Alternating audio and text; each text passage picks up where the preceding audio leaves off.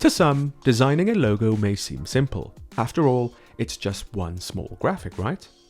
Well, because of that fact, it's actually a big challenge. With all the visual possibilities, how do you boil it down into one image, one icon, one symbol to represent a product or business? Now that's a lot of pressure, and it can be a big challenge getting this right. However, there are a few things we can keep in mind to help us.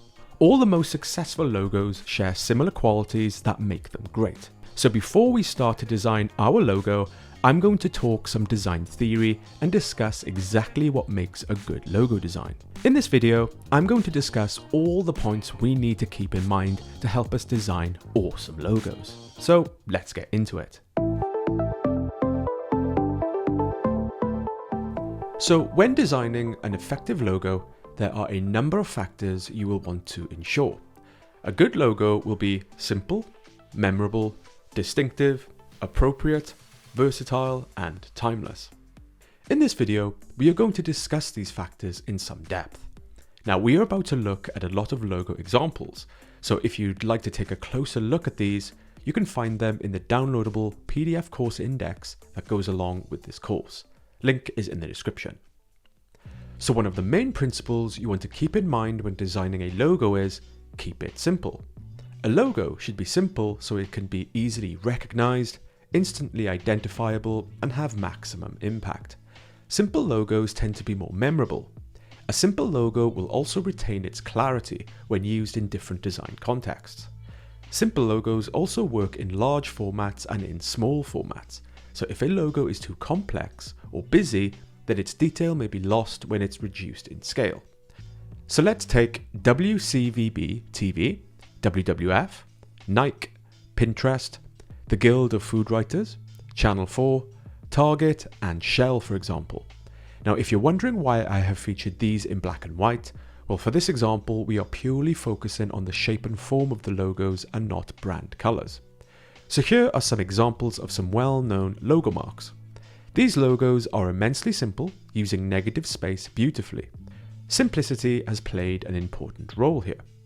Next, let's take Cooperative, CNN, DC Shoes, EA, NASA, V&A, AOL, and Calvin Klein. Here are some simple examples of some well-known lettermark style logos. Again, we see how simple these are, with some interesting use of negative space on CNN and an interesting simplification treatment on V&A. Next, let's take Google, Casio, Dyson, Hulu, Costa, Bose, eBay, and Visa. Here are some examples of simple wordmark style logos. Next, let's take Kellogg's, Loaf, Sharpie, ITV, Always, Milka, Disney, and Ray-Ban. Here are some examples of simple script wordmark style logos. Next, let's take Wall's Ice Cream, Spotify, Vodafone, Adobe, Pepsi, Airbnb, Billabong, and Rolex. Here are some examples of some well-known simple combination mark style logos. So finally, let's take UPS, Hewlett-Packard, Ford, General Electric, EE, Intel, Chupa Chups, and E4. Here are some examples of well-known simple emblem style logos. Now, even though these include logo type and shape elements, they are still extremely simple in their execution, using negative space nicely. These are all nice examples of simple logos across various categories. So when designing your logo, try to keep it simple. Now, another important principle you want to keep in mind when designing a logo is memorability. This principle really carries on from the previous. If your logo is simple, chances are it will be easily recognized and instantly identifiable. A logo should convey an immediate and memorable identity and must connect with its target audience in a positive manner. A logo can be clever, bold, elegant, or simply have character, all characteristics that will make an impression. Let's take Beats, Sega, Virgin, Apple, Windows, Chanel, EE, and Vodafone, for example. Here I have a mixture of logo marks, word marks, combination marks, and emblems.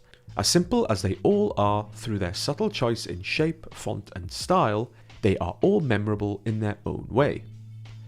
So another important principle you want to keep in mind when designing a logo is make it distinctive.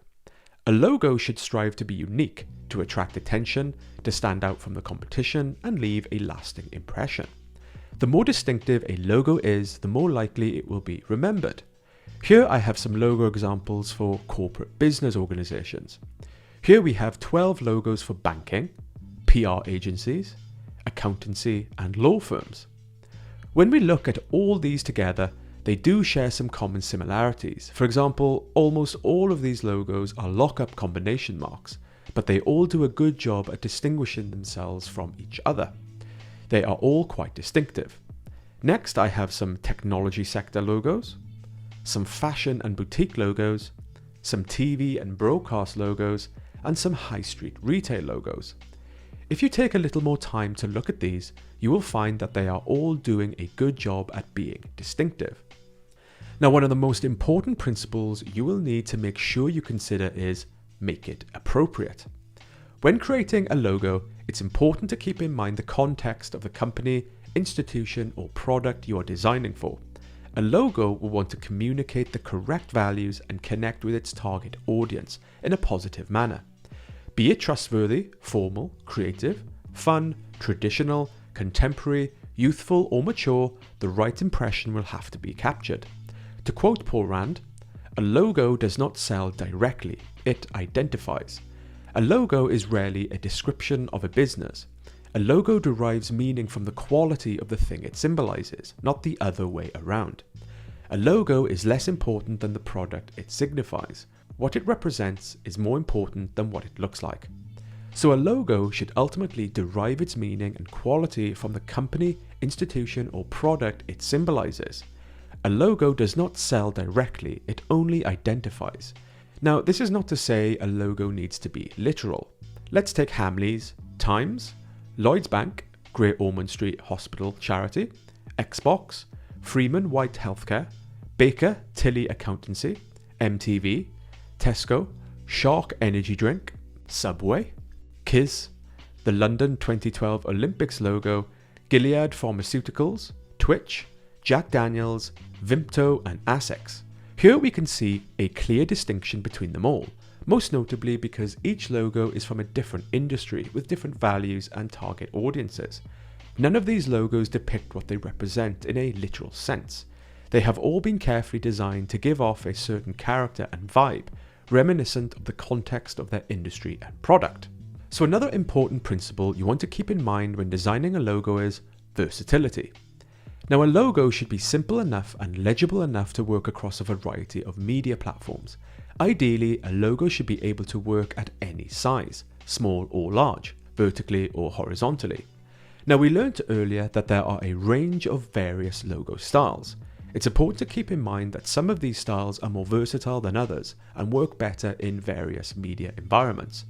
So here is a typical logo mark, logo type, combination mark lockup, and combination mark emblem. And here are some typical media environments a logo will have to apply to. We have some horizontal spaces and vertical spaces. So the benefits of the logo mark is that it will work in most instances, large or small. The logo mark is versatile because of its simplicity. This style of logo works well when scaled up and down. Now, depending on the design, the logo type will typically work better in horizontal spaces rather than vertical spaces. In very thin vertical spaces, the logo type will begin to struggle. The logo type is versatile but does have its limitations.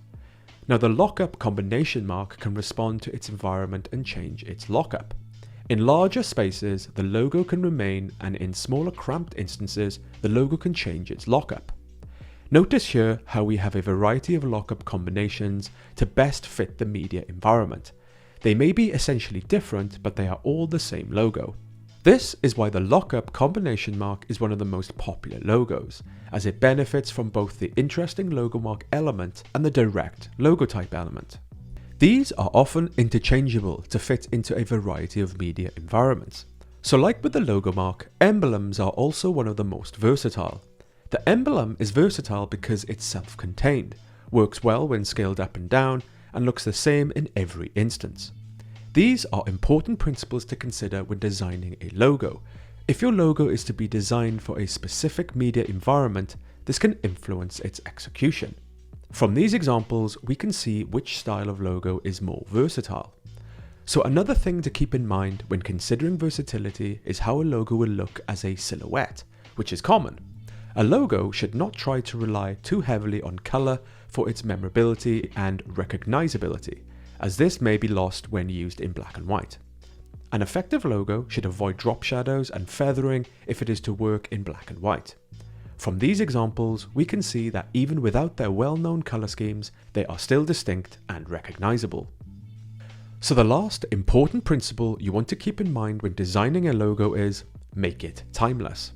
A timeless logo is one that commands the greatest respect because it has stood the test of time, remained confident, and resisted design trends and technological influence. To quote Michael Bierut, it's really about thinking of these symbols as being empty vessels, and you pour the meaning into them. The success and reputation a company, institution, or product has or gains will ultimately add value to the logo, the empty vessel. If a logo implies simplicity, distinctiveness, and versatility, it has the makings for a timeless logo. If a logo is so simple, distinctive, and works well across media environments, then there should be no need to change it in future. What all well-known timeless logos have in common is that they are truly simple, distinctive, and versatile. Let's take the General Electric logo, the Coca-Cola logo, the Starbucks logo, the Volkswagen logo, the Cooperative logo, the Apple logo, and the Ford logo, for example. The original incarnation of the General Electric logo was made in the late 1800s as a monogram. In the early 1900s, the monogram was incorporated into an emblem and has gone largely unchanged for over 100 years, only to lose its gradient and shadow effect to become flat in the early 2000s. The Coca-Cola logo became a script-based logo back in the early 1900s and has gone largely unchanged for the past 100 years, only to become more refined. The Starbucks logo, which was first introduced in the early 70s, incorporated the two-tailed mermaid, Syrian, from Greek mythology. Over the past 50 years, it has evolved from an emblem logo to the simple logo mark we see today. The Volkswagen logo in the mid-1940s became the simplified VW emblem we recognize today. Since then, it has undergone minor changes in color and detail. Now this is an interesting one. In 1968, the original Cooperative logo group Lettermark logo was introduced. In the mid-90s, it was simplified, and in 2007, it was changed to a more traditional logo type. In 2016, they would revive the old Lettermark logo and introduce it as the new logo. In 1912, Ford introduced the familiar script logo type we are familiar with today, and in 1917 it was placed inside the well-known oval shape and has undergone few changes since, only becoming more refined. And finally, in 1976, Apple introduced its first apple-shaped logo, which featured 6 bars of color. On the Apple II computer, it even included a logo type element. In 1998, they would simply remove the colors and move forward with the flat, minimal logo mark design that they use to this day. So these are some classic, timeless logos that have undergone very minor changes. They may have started as obscure executions, but they all established a particular identity and refined that over decades. As their success and popularity has grown, so has the brands. Over decades, these brands and logo identities have become icons, and it would be impossible to imagine them ever changing. So when attempting to create a timeless logo, try not to be influenced by trends. Keep it simple, distinctive, and versatile. So those are the main principles to consider when attempting to make a good logo. A good logo will be simple, memorable, distinctive, appropriate, versatile, and timeless. So with that overview of what makes a good logo design, it's now time to take what we have learned, get creative, and start the next phase of the design process. Phase 2, design visual concepts. In this phase, we are going to put pen to paper and come up with designs for our logo to take into the third phase, where we will look to artwork our final designs on the computer, ready to present to the client.